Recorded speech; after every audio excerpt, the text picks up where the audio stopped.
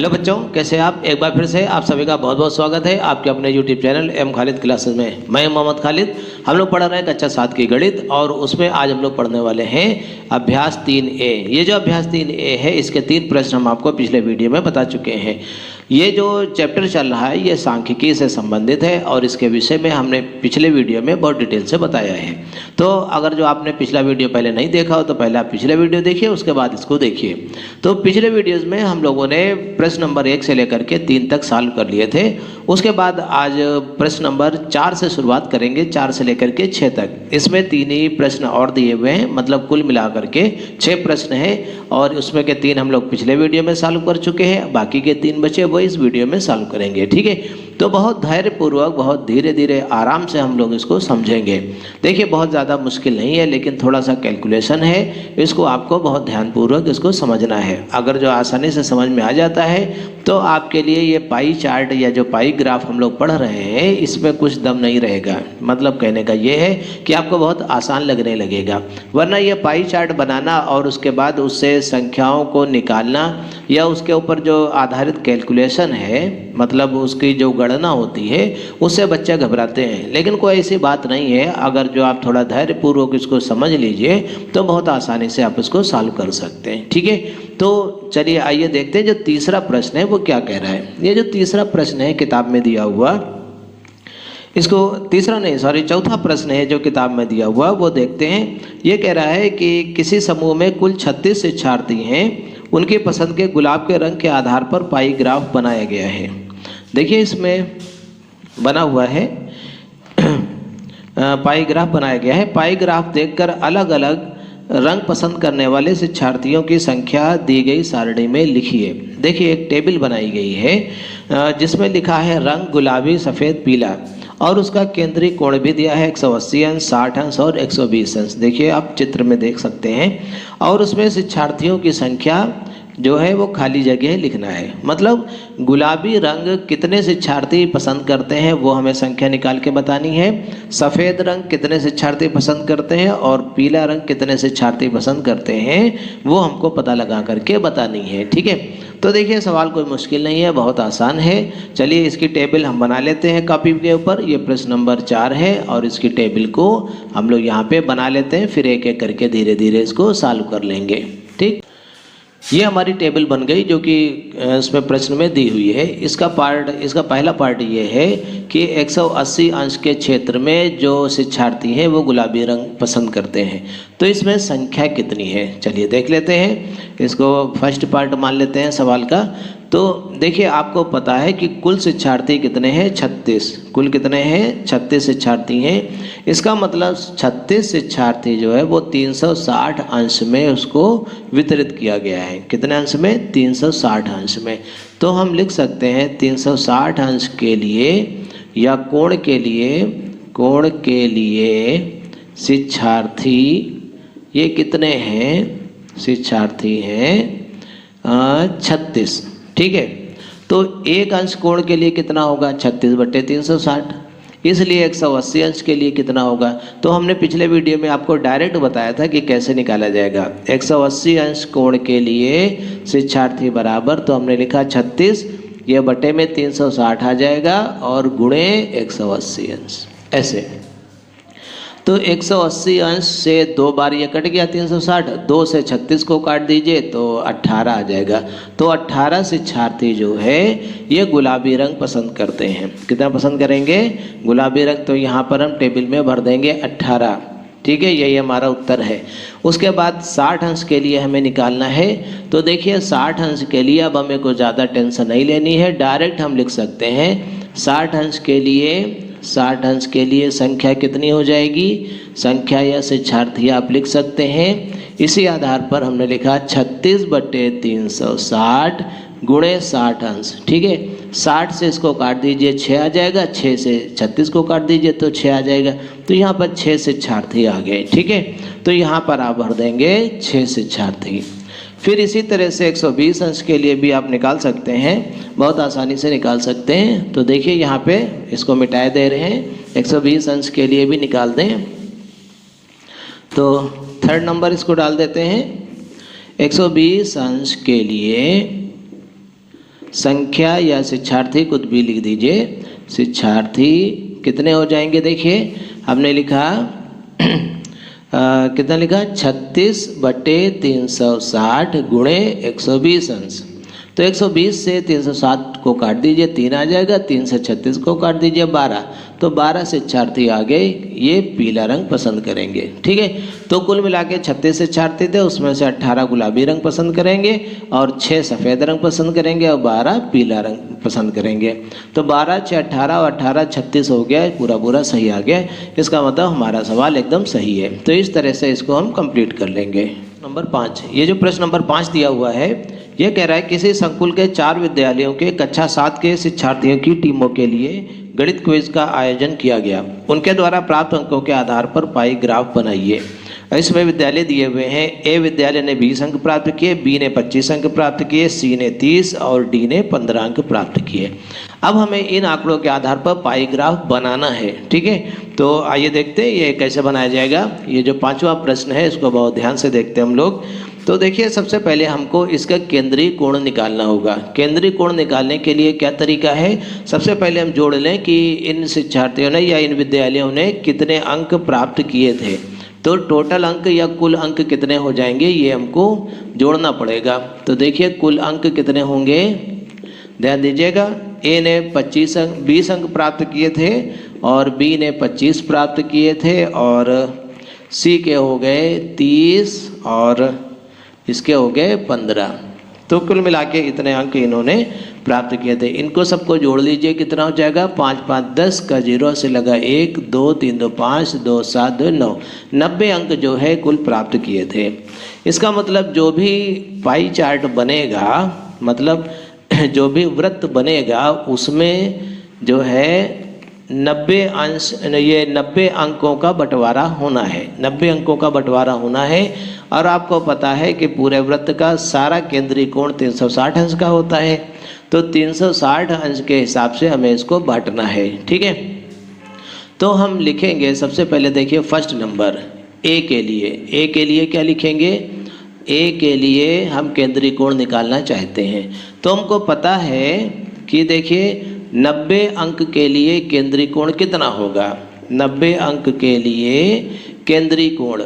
ठीक है, देखिए 90 अंक के लिए जो केंद्रीय कोण आया वो कितना आएगा, ध्यान दीजिएगा, वो आएगा 360 अंश, क्योंकि 90 को हमें पूरे भर में बांटना है।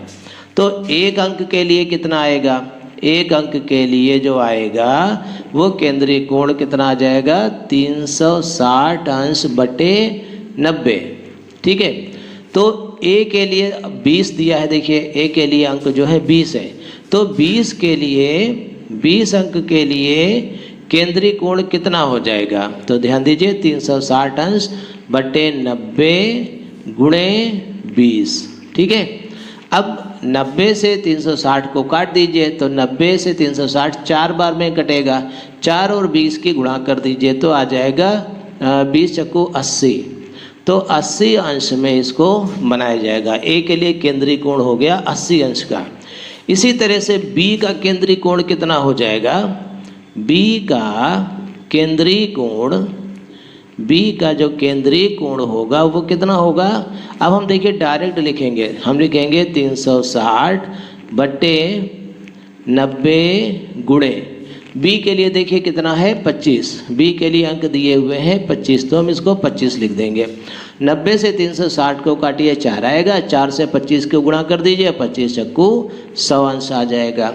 बी के लिए केंद्रीय कोण आ गया 100 अंश। इसी तरह से सी के लिए निकाल लीजिए, देखिए सी के लिए केंद्रीय कोण यहाँ पे जगह नहीं है, चलिए अच्छा इसको मिटा देते हैं, उसके बाद इसको लगाते हैं। ठीक है,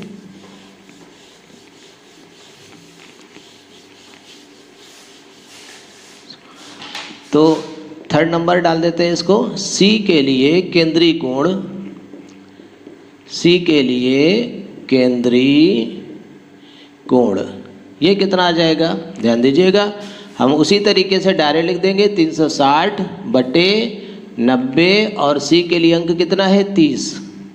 ठीक है, तो 90 से 360 को काटेंगे, 4 आएगा, 4 3 12 120 अंश इसके लिए आ जाएगा।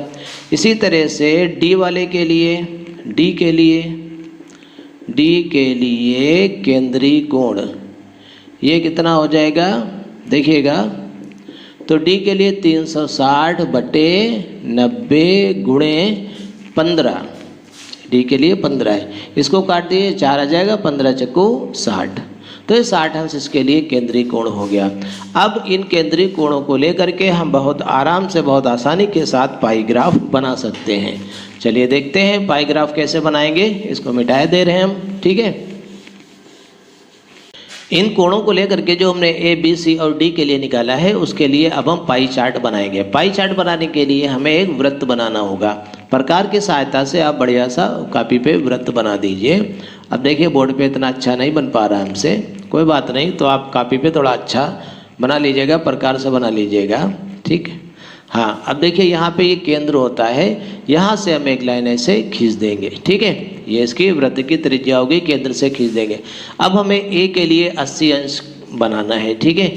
ए के लिए 80 अंश आया है, तो अब हम क्या करेंगे 80 अंश का कोण यहाँ पे चांदे की सहायता से नाप करके ऐसे बना देंगे। तो यहाँ पे लिख देंगे 80 अंश और यहाँ पे लिख देंगे ए के लिए। बी के लिए जो कोण निकला है वो 100 अंश का निकला है। कितना निकला है 100 अंश का। तो अब देखिए बी के लिए 100 अंश है, इसका मतलब 100 अंश का कोण हम यहाँ से नाप के बना देंगे। अगर जो इस लाइन को आप सीधा कर देंगे तो ये 100 अंश का कोण हो जाएगा, लेकिन अंदाजे से नहीं बनाना है। बोर्ड पे तो हम ऐसे अंदाजे से बना रहे हैं, लेकिन आपको कॉपी पे बिना नापे नहीं बनाना है, आपको चांदे से नाप करके ही इसको बनाना होगा। तो ये बी के लिए केंद्रीय कोण 100 अंश है, इसलिए हमने इसको बना दिया, बी का बना दिया। फिर 120 अंश है, सी के लिए 120 अंश है। यहाँ से आप यहाँ से फिर 120 अंश का कोण नापेंगे और यहाँ पे लिख देंगे सी ऐसे। तो ये 120 अंश का कोण निकलेगा। ये किसके लिए हो गया, सी के लिए हो गया। बाकी बचा 60 अंश, वो अपने आप ही ये 60 अंश का बच जाएगा। इसको आप नाप करके चेक भी कर सकते हैं। यहाँ पे लिख दीजिए 60 अंश और ये किसका है, डी वाले का। इस तरह से हम लोगों ने ये पाई चार्ट बना लिया। आप चाहें तो इसमें अंक भी लिख सकते हैं कि इसमें 20 अंक थे, 20 अंक, और इसमें कितने थे 25 अंक, और इसमें कितने थे 30 अंक, और इसमें कितने थे, इसमें 15 अंक। तो इस प्रकार से आप इसको लिख भी सकते हैं, अंक भी लिख सकते हैं, और इसको कलर भी कर सकते हैं। मान लो इसको हरा कर दिया, इसको गुलाबी, इसको पीला, इसको नीला, इस तरह से आप इसको कलर्ड भी कर सकते हैं, ठीक है। तो इस प्रकार से हमारा ये प्रश्न हल हो गया। आइए देखते हैं प्रश्न नंबर 6। ये जो प्रश्न नंबर 6 दिया हुआ है, ये कह रहा है टेलीविजन के विभिन्न ब्रांडों को क्रय करने वाले ग्राहकों की संख्या निम्नवत है। ब्रांड दिया है ए और 40 लोग इसको खरीदते हैं। जो बी ब्रांड की कोई चीज़ होगी उसको 20 लोग खरीदते हैं, सी वाले 15, डी वाले 15 और ई वाले 10 हैं, और इनसे हमको पाई ग्राफ बनाना है, ठीक है। तो चलिए देखते हैं। ए वाले के लिए कितना है, 20 है। टेबल को आप चाहें तो लिख सकते हैं, वरना कोई सी ज़रूरत नहीं है। तो देखिए ग्राहकों की कुल संख्या पहले कितनी है, हम ये पहले निकालें। ये प्रश्न नंबर 6 हमने लिखा कुल संख्या, ग्राहकों की कुल संख्या कितनी है, 40 प्लस 20 और प्लस 15 प्लस 15 और प्लस 10 ऐसे है, ठीक है। तो देखिए इनको सबको जोड़ लीजिए, 10 15 15 30 और 10 40, 40 और 20 कितना हो गया 60, 60 और 40 100। तो कुल संख्या दी हुई है 100। उसमें से ए ब्रांड की वस्तु जो खरीदते हैं वो 40 लोग हैं। तो ए के लिए कितना केंद्रीय कोण होगा ये हमको निकालना पड़ेगा। ए के लिए केंद्रीय कोण, देखिए केंद्रीय कोण आप हल कर चुके हैं, अभी पिछले प्रश्न में भी हल किया था। तो पूरा 100 के लिए बटा होगा 360 अंश पे। इसका मतलब 100 के लिए केंद्रीय कोण 360 अंश है, इसलिए 40 के लिए कितना होगा, तो हम लिखेंगे 360 अंश बटे 100 गुणे 40, ठीक है। बात समझ में आई, ऐसे लिख देंगे। तो देखिए यहाँ से ये कट जाएगा, आप चाहें तो ये जीरो काट सकते हैं, फिर ये जीरो और ये जीरो काट सकते हैं। तो इनकी मल्टीप्लाई कर दीजिए तो कितना आ जाएगा, देखिए गुणा कर सकते हैं, डायरेक्ट यहाँ पे लिख देते हैं 36 और 4 के गुणा, 4 6 24, 4 3 12 2 14, 144 अंश का ये केंद्रीय कोण आया। ये किसके लिए आया, ए के लिए। इसी तरह से बी के लिए केंद्रीय कोण कितना निकलेगा, तो ये लिखेंगे 360 अंश बटे 100 गुणे बी के लिए जो केंद्रीय कोण आया है वो 20 है, तो हमने लिख दिया 20। ठीक है, अब इसको भी हल कर लेते हैं। ये 0 इससे कट गया, ये 0 इससे कट गया, 36 दूना 72, इसके लिए निकला 72 अंश का केंद्रीय कोण।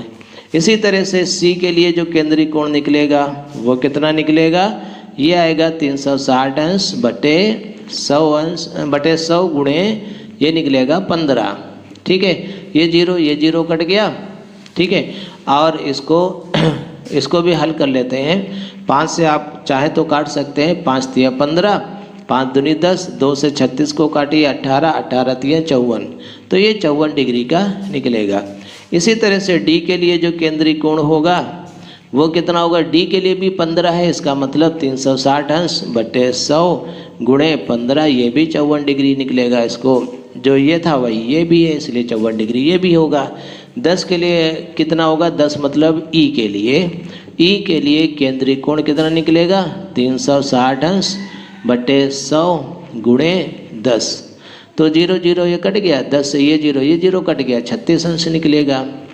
तो ये जो मान निकले हैं इनको लेकर के अब हम एक पाई ग्राफ बना सकते हैं।